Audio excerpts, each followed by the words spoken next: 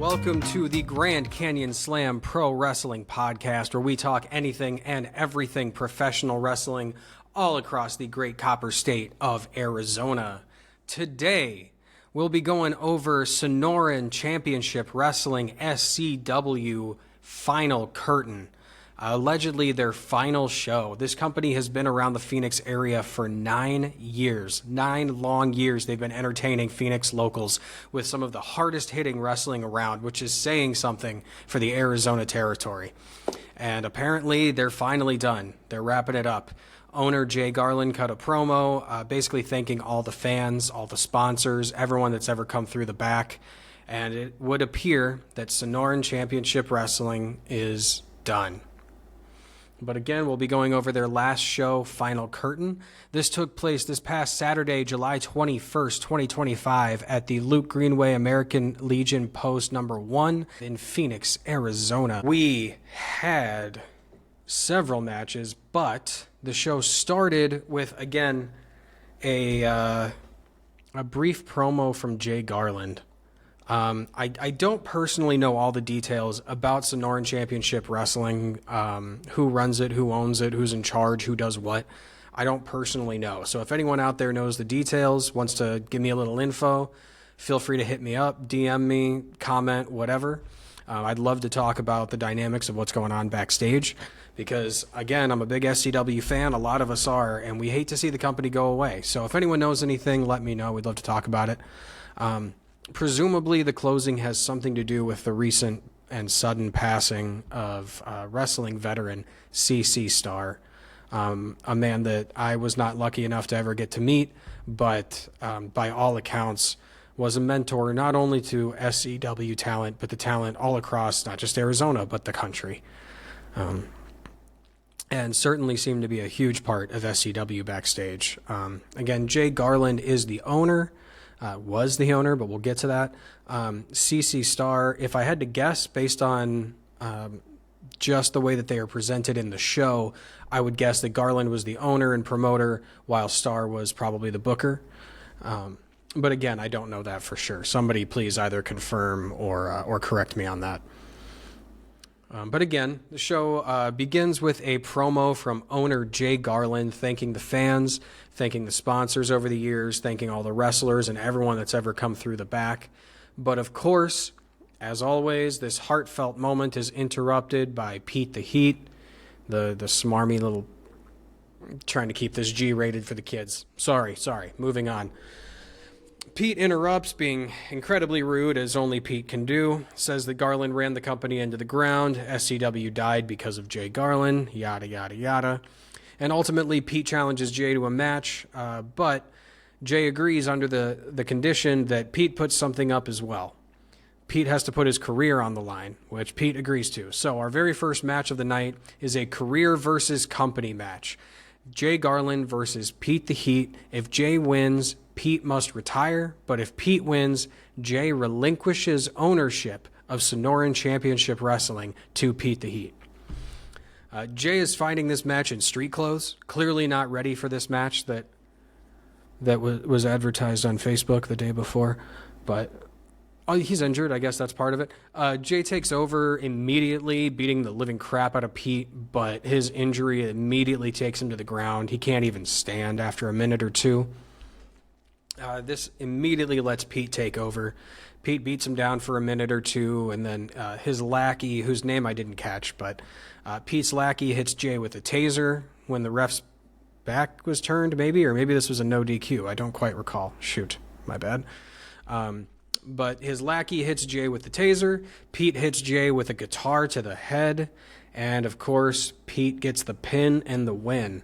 And Pete the Heat, to start this show, to start the final show in SCW history, the biggest bad guy in SCW history, Pete the Heat, now owns the company. And his first order of business, he grabs a mic and announces immediately his first order of business is to fire Jay Garland and rename the company. I may have misheard this, but I believe he renamed the company to Pro Wrestling Arizona. So they bothered to have a match for ownership of the company. Garland promised SCW would find a way to continue. Pete the Heat bothers to rename the company. And they're still continuing the Castellucci Cup. I don't think SCW is actually going anywhere. I think this is just a rebrand. I think Jay Garland is walking away. I think, for whatever reason, I don't know. Far be it from me. It's not my business. But for whatever reason, Jay Garland seems done, and Pete the Heat seems to be taking over.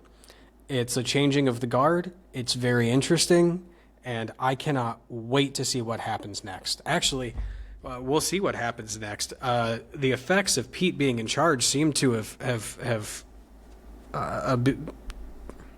taken effect. Words.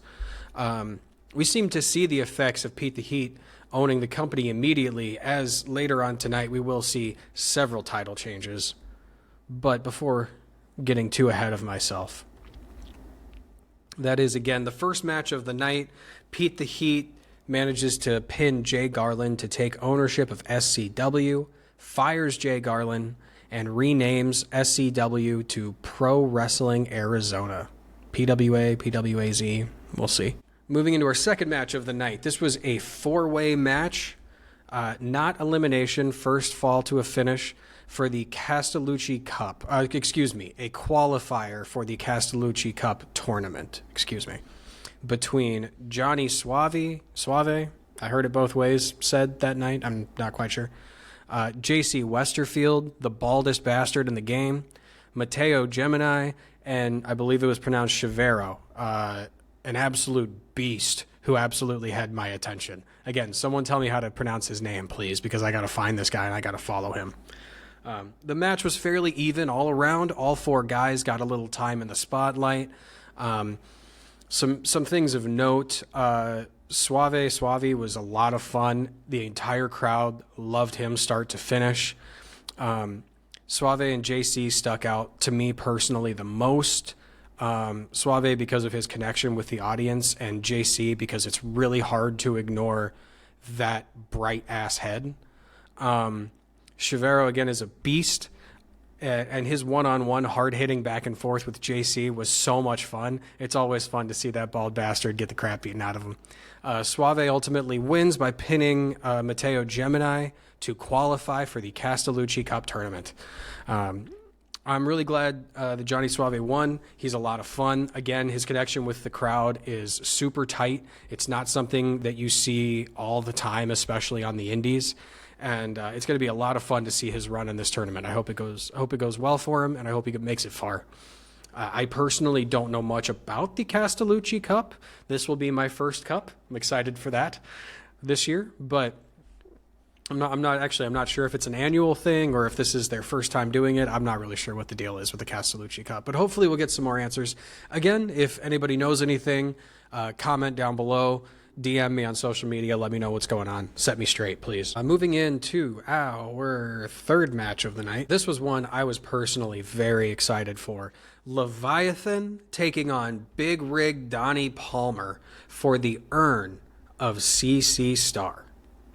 A little cheesy, a little sports entertainment-y for me with the urn, but from what I've heard about CC Star, this is the kind of gimmick that he would have absolutely loved. Definitely something it sounds to me like he would have approved of. I'm sure that he did, or else they wouldn't be doing this. There's no way in hell they would do this without his blessing. But I do believe that both of these men trained extensively under CC Star. I think I've heard both of them say that in promos in the past. And both men came out energetic, angry, and just ready to beat the other guy to a pulp, and that's exactly what they did. They went out there and put on one hell of a tribute to their mentor. This match was a ton of fun. It was full of emotion, and had a great finish with Leviathan ultimately coming out on top, but not only winning. The way he won was very... it felt full circle. Donnie comes to... he rolls out the ring, grabs the urn, tries to use it to hit Leviathan, but Leviathan stops him, takes the urn out of his hand. Now Donnie's scared. He's whimpering, "Please, don't hit me. Please, please, we can be cool now." He seems to convince Leviathan to hand over the urn to the referee. The referee takes the urn, but while his back is turned, Donnie, thinking peace is being made, goes for the hug and gets a big old knee right to the midsection and just gets cheap shotted. Leviathan gets his revenge, but doesn't do it the cheap way. Well, doesn't do it illegally. It was a beautiful finish with Leviathan pulling off the win against longtime and up-and-coming rival in Donnie Palmer with the assisted help of his late mentor, CC Star. R.I.P. CC Star. Thank you, sir, for all that you have done, all that you did for the Arizona wrestling community and the wrestling community across the country and the world. I don't know everything about your career, but you very clearly had a huge impact on the shows that I enjoy every single weekend. And for that, sir, I cannot thank you enough. Now, before I start making myself tear up, we're going to move on a little bit. We got a really fun Legends promo. SCW Legends Lucha Star, Johnny Manson, and Hawaiian Lion, the famous tag partner of Navajo Warrior, all came out for a quick thank you from SCW and from the fans.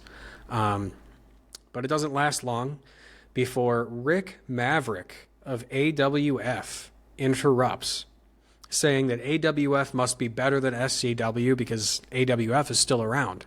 Cheap shot. He also makes some crack about working hard or something like that and specifically quoted Scott Hall. You know who I am, but you don't know why I'm here. Rick, if you hear this and you were not setting up an invasion angle, you and I are going to have words. Because if that's not where this is going, I will be so sorely disappointed. I will... What am I going to do? Boycott a show? I'm not going to boycott a show, but I will be very upset with you, sir.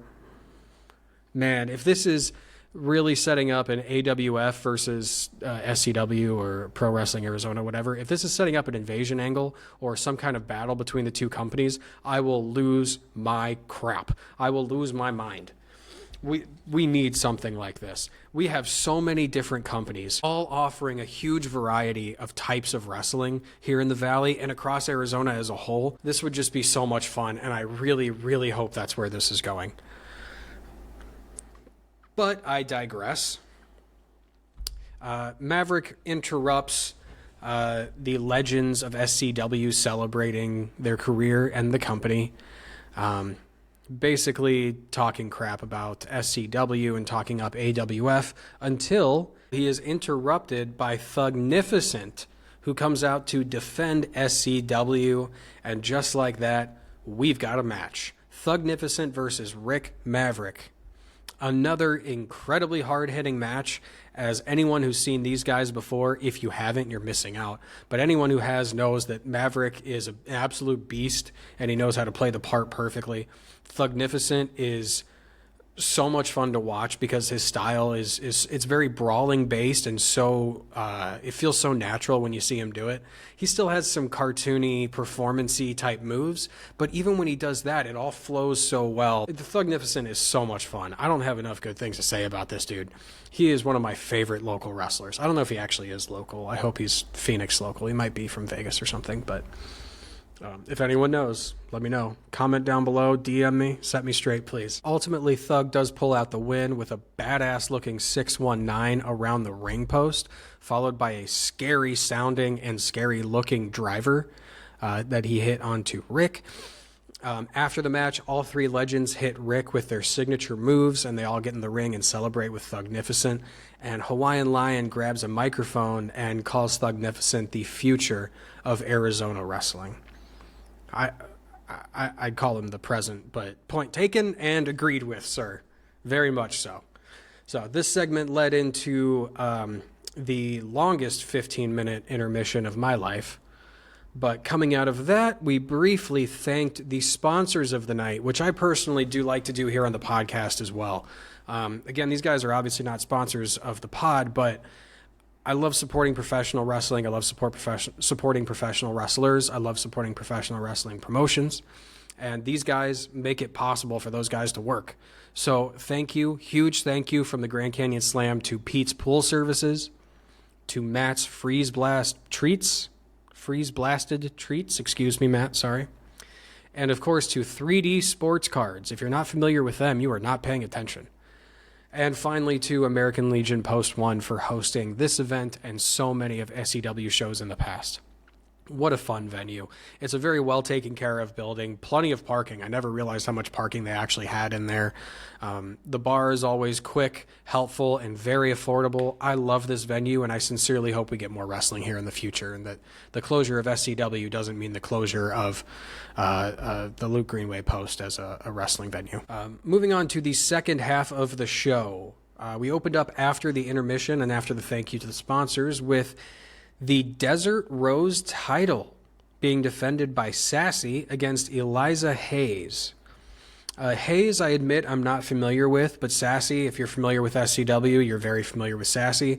She is best described as a badass with an MMA style. No nonsense, another very hard-hitting talent, as SCW clearly leans towards with good reason.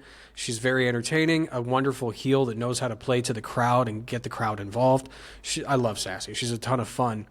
Eliza Hayes, again, I wasn't very familiar with, but she entertained the shit out of me.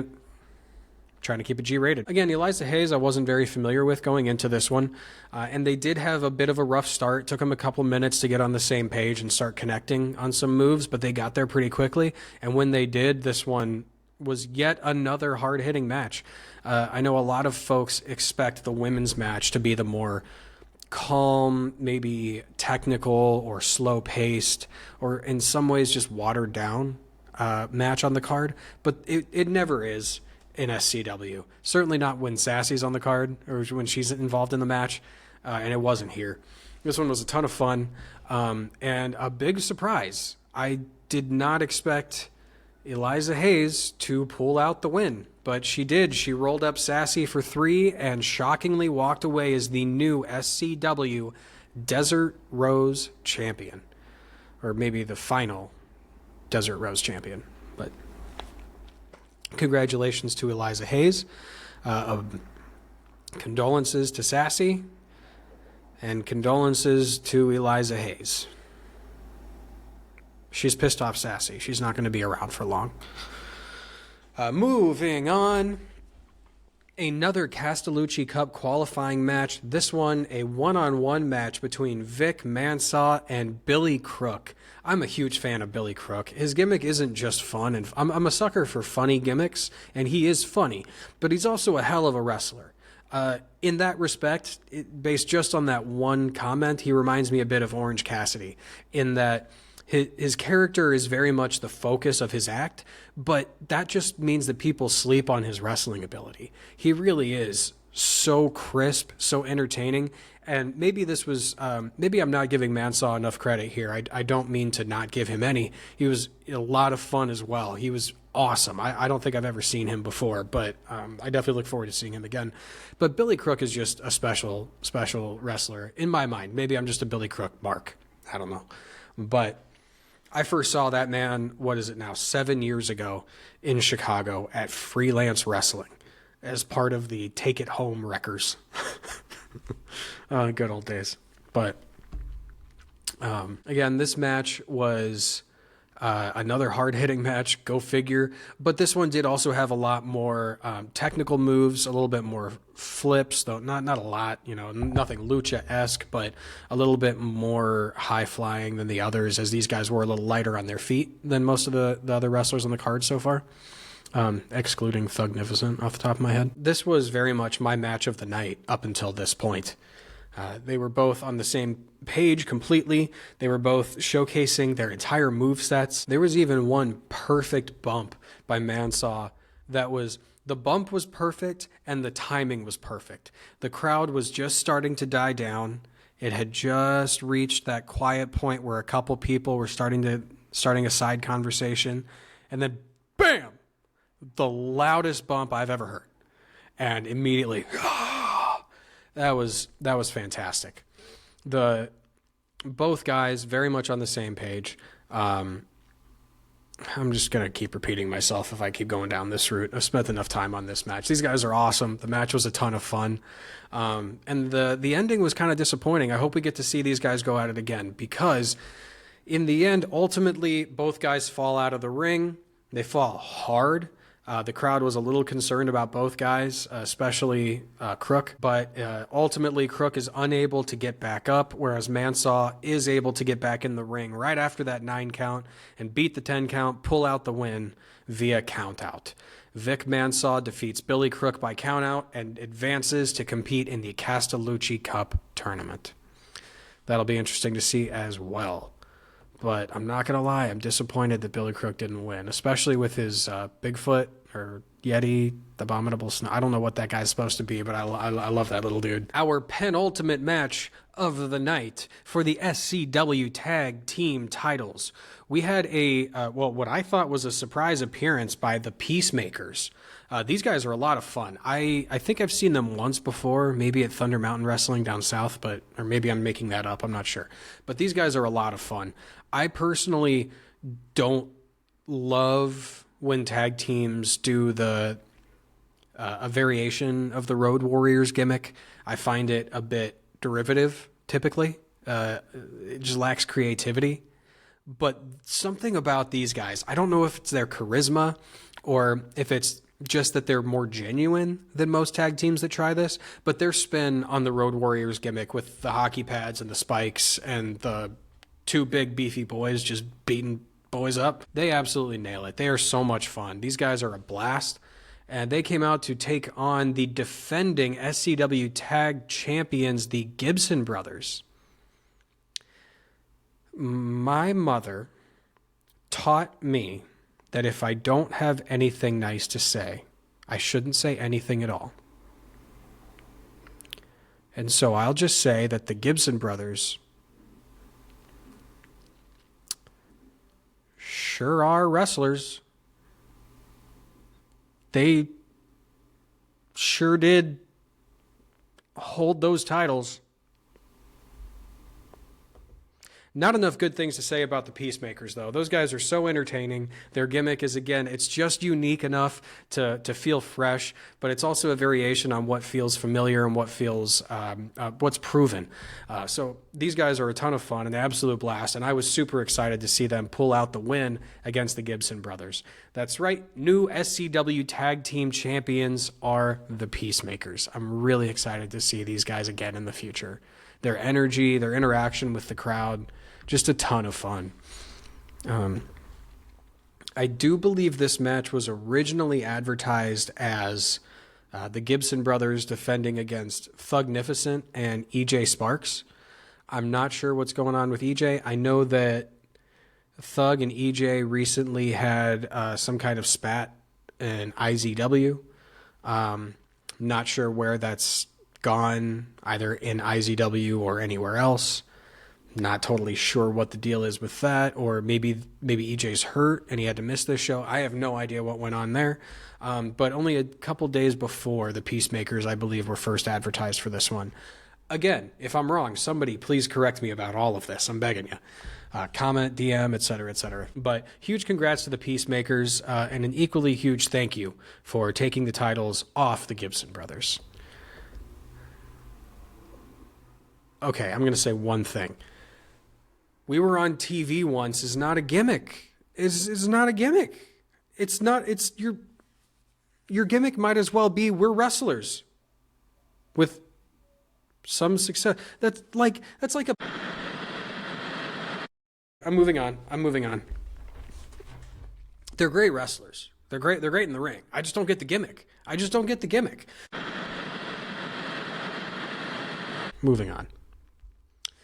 Moving on to our main event of the evening for the SCW Championship, Heavyweight Championship, the heaviest weight championship. Capane challenges Ramrock. This match was like watching a kaiju fight. This was Godzilla versus Kong. These two are not just enormous. They're not just violent. They're not just badasses. They're all of the above. They epitomize all of the above. This match was everything that it promised to be. Eventually. The two men come out and are immediately interrupted by, I believe his name is Tumi Gucci. I'm not sure what his actual title is, either shoot or work, but I know in storyline he's some kind of authority figure. So he comes out and inserts his own man into the match, making this an elimination triple threat that now includes Ryan J. Morals. If you're not familiar with, you got to be familiar with Ryan. You have to be familiar with Morals. This guy's amazing. He's one of my favorite heels in the area, in the region, the Southwest region. He's been with Championship Wrestling with the NWA. He right now does Prescott Pro up north. He is awesome. He is so much fun. And as he was here, he came out and unfortunately immediately took a pretty nasty stunner and was double pinned by both Capane and Ramrock. So we did get a 15-minute promo for 30 seconds of Ryan J. Morals, but it did make the crowd absolutely ravenous for the match, in all fairness. So I guess it probably did what they wanted it to do. Got the crowd just hungry as hell for more violence, and that's exactly what they got. The match from that point on was pretty 50-50. Both guys got a lot of licks in, a lot of back and forth, as you would expect between these two. They both came out absolutely swinging. Capane came out literally screaming. That dude, my first thought was he had to be on something. They fought through the crowd. They fought on the stage. I think Capane, maybe it was Ramrock, but I'm pretty sure Capane got thrown off the stage through a table. They fought into the parking lot, down the stairs into the parking lot. They fought everywhere. Capane ultimately gets busted open. He's bleeding everywhere. It's gross. Ramrock misses Capane with a running strike, and the ref goes down. Ramrock hits a huge slam, but there's no ref to count the pin. So if Capane kicks out, they brawl all over the place. Capane hits a huge slam, but again, there's still no ref to count the pin. So he motions for some second ref, and our special guest timekeeper, Bloodline James McPherson, throws on a ref shirt and runs out to the ring to count the pin, but it took him just too long.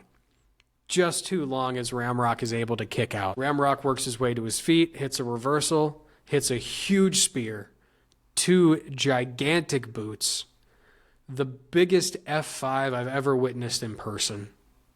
And Ramrock is the final Sonoran Championship Wrestling heavyweight champion. Congrats and thank you to Ramrock, and congrats and thank you to Capane for this match, because the crowd that started chanting "This is awesome" was absolutely right. That was awesome. And to wrap up the show, after the match, the entire roster comes out, good guys, bad guys, everybody, surround the ring, and everybody thanks the Ramrock specifically, but on behalf of the roster, thanks the fans, the sponsors, the venue, and everybody else that's ever had a part in Sonoran Championship Wrestling.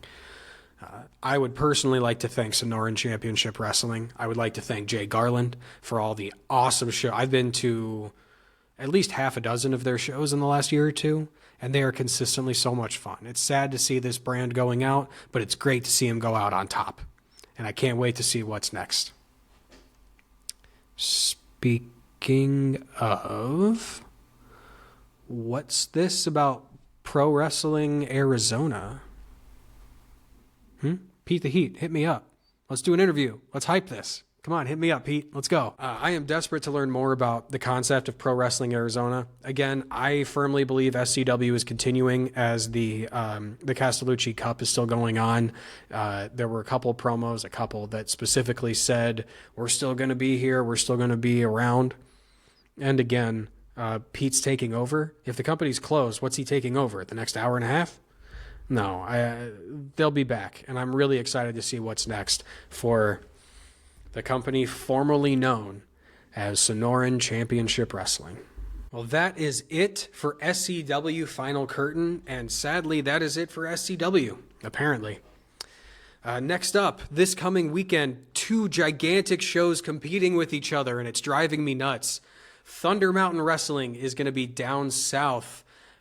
Check them out on Facebook. They've got Billy Gunn. The Ass Man is coming to town. The Ass Man cometh. That's right. Billy Gunn is coming to Southern Arizona. And I can't believe I'm saying this, but I probably won't be there because here in Phoenix at Bullshooters, AWF is bringing in Elena Black, another of my personal favorites. Earlier in this episode, I mentioned that I first saw Billy Crook at Freelance Wrestling in Chicago. When I was going to freelance shows in Chicago in 2018 and 19, the owner and promoter was, I'm not going to call him out here, was nice enough to let me help the ring crew and help backstage and help them produce the shows. And Elena Black, formerly Cora Jade, real name Bree, I know she puts it out there, she ain't hiding it.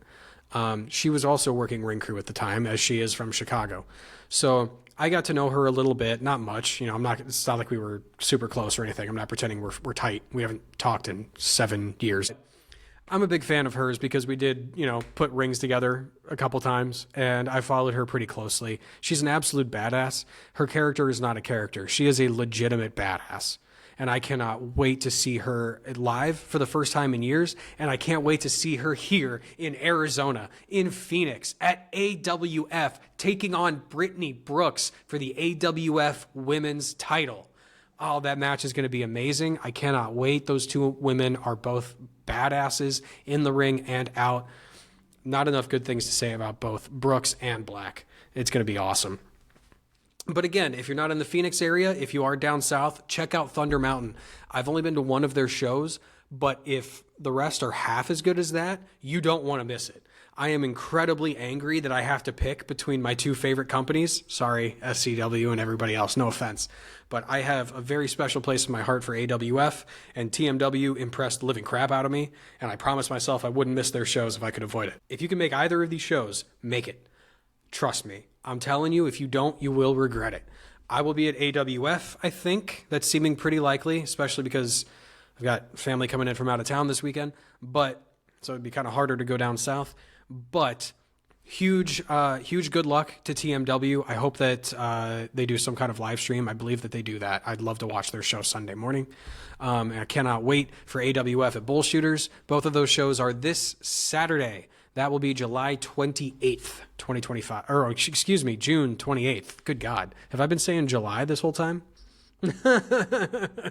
This Saturday, June 28th, at Bullshooters in North Phoenix, we've got AWF. And down south, we've got Thunder Mountain Wrestling. Again, this Saturday, June 28th. And finally, a little housekeeping. I recently moved apartments, hence the long pause between episodes. That is finally finished. I moved into my new place. For the most part, just a couple more things to do, finishing touches and all that. That door back there is slowly being assembled into a new recording studio. So hopefully over the course of the next couple months, the whole pod will have a new look, a new feel, and maybe even a new sound, if I can save that much.